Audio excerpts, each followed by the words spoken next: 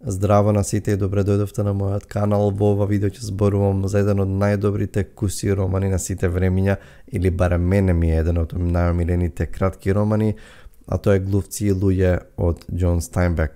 Всушност и ова македонско издание, овој македонски превод е дел од оваа едиција на издавачката куќа Слово, наречена Антологија на светскиот краток роман.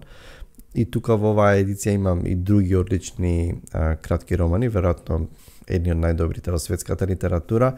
Значи преводот од англиски е на Василка Пемова. Неколку збора само за Џон Стајнбек. Тој е веројатно еден од најпознатите американски писатели во 20-тиот век. Значи живее меѓу 1902 и 1968 година. Во 1962 година добива Нобеловата награда за литература. И иако напишал 16 романи, јас ќе издвојам 3 романи што според мене се негови најдобри и веројатно можеби претпоставам и најчитани романи. Најпрво ќе го спомнам Истофиден или Источно од рајот, кој што го објавува во 1952 година, значи е негов подоцнежен роман и веројатно ова е неговиот најамбициозен и најсериозен роман. Подолг роман на семејна сага, за многумина ова е најдобриот роман од Стајнбек, меѓутоа мене од овие 3 романи кои што ќе ги спомнам е најмалку омилен. Вториот роман е од 1939 година Плодови на гневот, The Grapes of Wrath. Роман кој што му ја носи и Пулицеровата награда и Националната книжевна награда во Америка. Има одличен филм, филмувана верзија од овој роман. Се зборува за времето на големата депресија, таа голема економска криза, значи движење на работници, на фармери и во овој случај семејство кое што се движи кон Калифорнија, значи со надеж дека ќе најде таму работа. Тоа е Плодови на гневот и последниот романот за кој што ќе зборувам од 1937 година, значи претходи и на овие 2 романи. Тоа е Глувци и луѓе. Сите овие 3 романи се различни на свој начин, меѓутоа Плодови на гневот и Глувци и луѓе на некој начин се послични затоа што Џон Стајнбек е познат како писател кој што е писател на работничката класа, писател кој што пишува за едноставно за случувањата за време на големата депресија, значи тоа се 30-тите години од минатиот век. Меѓутоа има кредибилитет Стајнбек да пишува на овие теми затоа што и самиот работел физичка работа, самиот бил физички работник, работел на житни полиња и други секакви други работи, и многу од нештата за кои што пишува всушност црпи од своето лично искуство. Глувци и луѓе има 2 главни лика, 2 многу интересни лика, веројатно едни од најинтересните ликови во американската литература. Тоа се Џорџ и Лени, значи двајца луѓе кои што патуваат од едно место, од една фарма на друга, значи одат на едно место, работат сезонска работа или што има да се работи, ќе заработат и кој ќе заврши работата се движат на друго место. И така ги гледаме како на самиот почеток на овој роман како пристигнуваат на една фарма каде што веќе се договориле да работат. И она што ќе го приметите додека го читате овој роман и ќе видите дека речиси е како да читате драмски текст некој, како да читате драма, затоа што има неколку поглавја и речиси сите може да функционираат како засебен чин од драма и всушност целото дејствие на романот се одвива во неколку дена. Ги гледаме Џорџ и Лени кои што се различни еден од друг, значи Џорџ е многу понизок од Лени, значи е жилав, силен човек, вреден работник, и наспроти него го имаме Лени кој што е еден джинот човек, еден таков целиот огромен мек, меѓутоа човек со неверојатна сила. Она што уште од самиот почеток ќе го видите низ нивниот диалог, ќе видите дека Лени е човек со едноставно ментална попреченост, со едноставно недостаток на интелигенција, значи и тоа се гледа во разговорот со Џорџ, меѓутоа тој зависи од Џорџ и тие се на некој начин нераздвоени. Доаѓаат на фармата, ќе се запознаат со другите на фармата, значи ќе ги примат, ќе се сместат, значи тоа сите работници таму живеат сместени се во една барака во скромни услови, ќе се запознаат со другите, со еден од најинтересните ликови, еден од најпочитуваните работници таму, највредните работници по име Слим. Таму е и еден човек по име Кенди, веќе во години, кој што живее таму со своето куќе, кој што е пред умирање.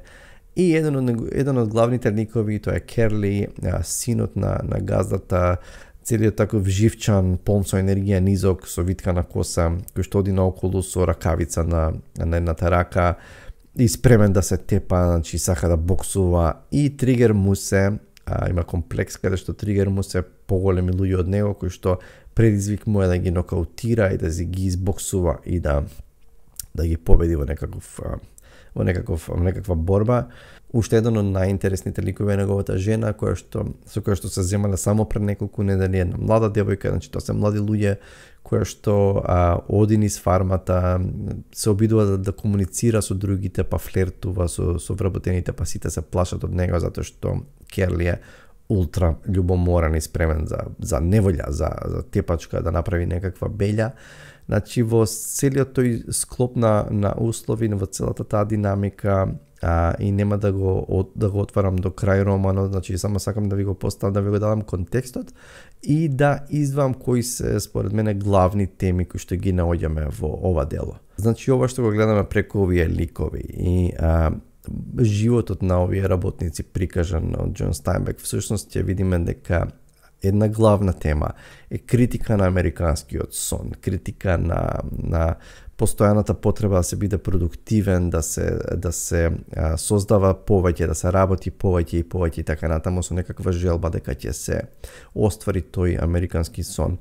Меѓутоа американскиот сон во тоа време или во време на големата криза или на големата депресија и оно што мислам дека денес го перципираме и го сваѓаме како американски сон е малку поразлично, со тоа што особено мислам дека во последниве 15-20 години американскиот сон малку поинаку го перцепираме и како нешто што може секој кој што е никој ништо или е сиромашен да стане богат и да стане супер богат или милионер преку ноќ, нели, особено со развојот на технологијата, само треба да ја измислиш правата апликација или да направиш некаква шема и да видиш стениот Марк Цукерберг или не знам кој и да видиш ултра богат.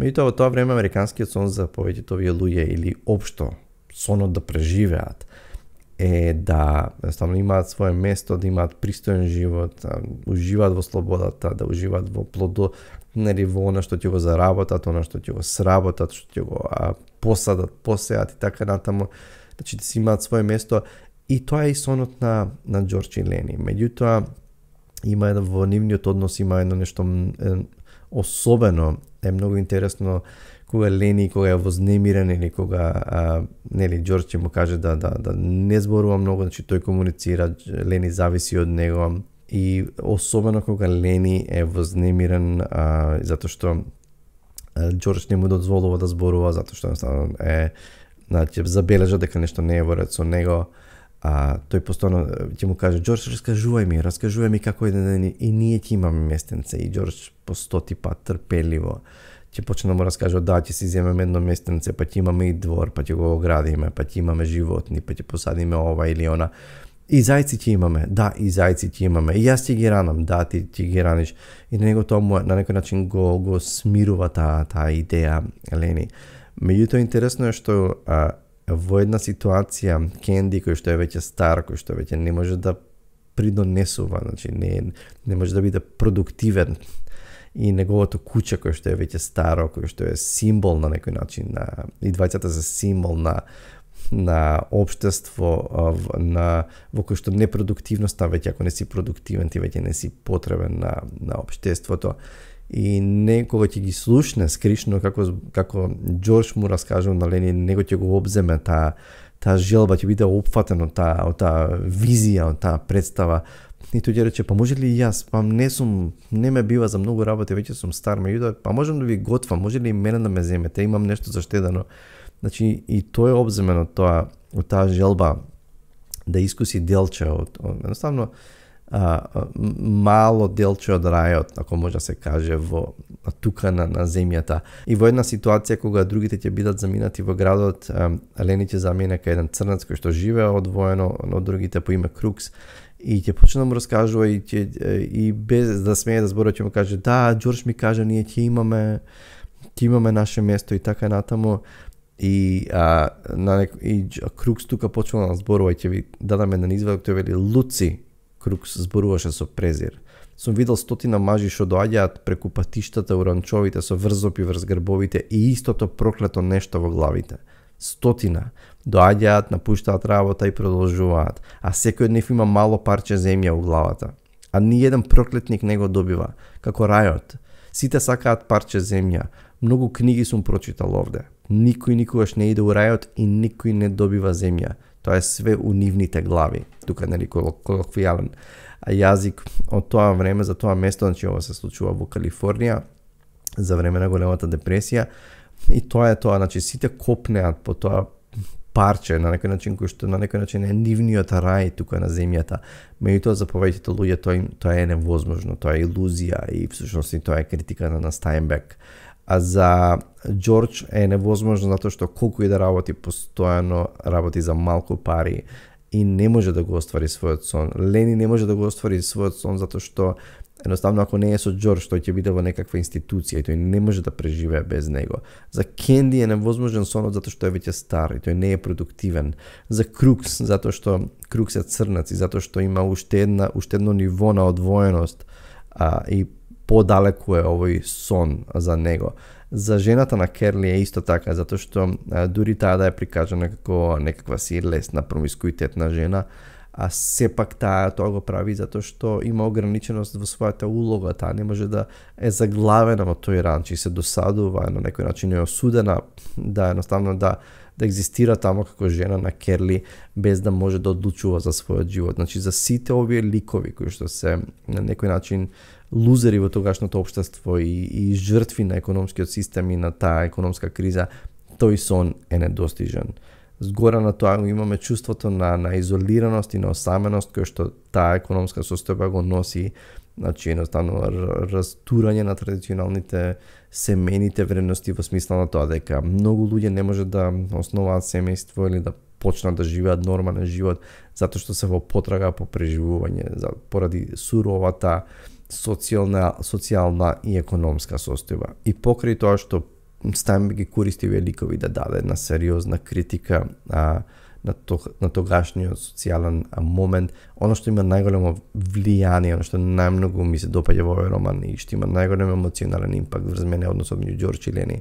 Џорџ кој што кога е изфрустриран некој ќе му каже на Лени, па добро да не ми се беше ти на грб, можев да имам и девојка, можев да имам живот, а нема срце да го остави. Значи да има едноставно сочувство и емпатија за Лени кој што едноставно има ментално е заостанат и не може да преживе, не би преживеал без Џорџ и нивниот однос преку диалозите е за мене нешто најсилно во овој роман, иако има многу повеќе нивоа во овој роман.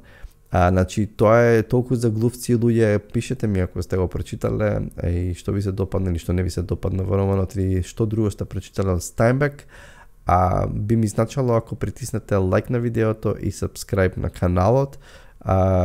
Чувајте се гледаме со нова рецензија, следуваат уште рецензии и осврти за уште многу добри романи. Чувајте се и се гледаме. Чао.